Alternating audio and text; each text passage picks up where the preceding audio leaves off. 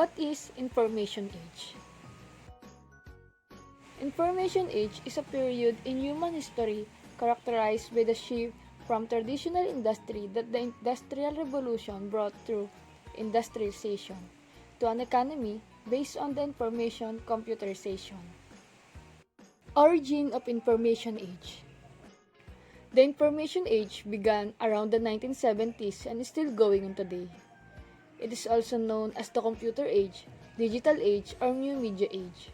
The era brought about a time period in which people could access information and knowledge easily. Benefits of the Information Age. Communication. In the information age, we have to send, receive, and process huge number of messages every day. But effective communication is about more than just exchanging information. Effective communication requires you also understand the emotion behind the information. It can improve relationship at home, work, and social situation by deepening your connections to others and improving teamwork, decision making, caring, and problem solving.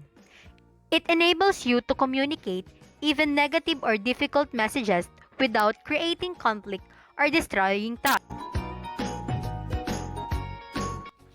Education. Through the introduction of the information age, primarily the internet, students have a more effective way of studying. Online websites such as Google, Chrome provide multimedia ways of studying, such as interactive learning, in comparison to the past where only books were available to the students. This makes it more effective for students to learn. Entertainment. The way we have entertained ourselves has changed because of information age.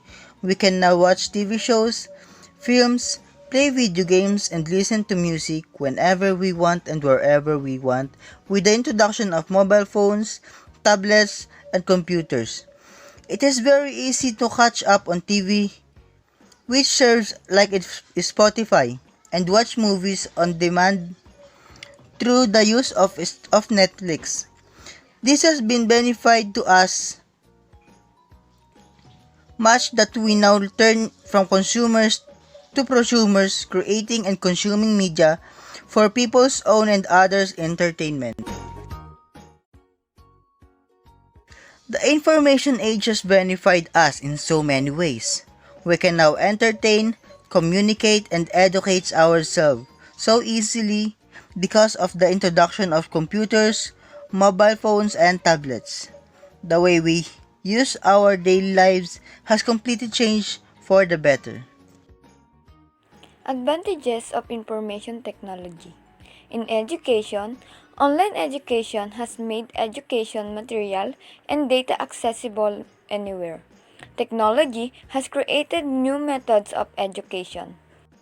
In society, improve innovation, improve entertainment, improve social discovery, globalization of knowledge, and improve communication.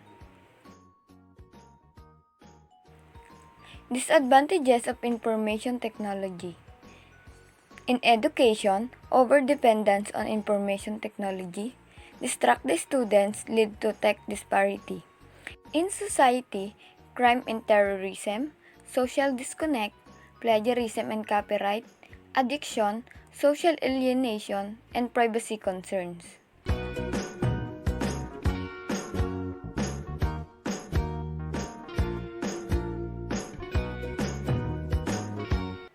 The overall impact of the information age is social interaction moved to online.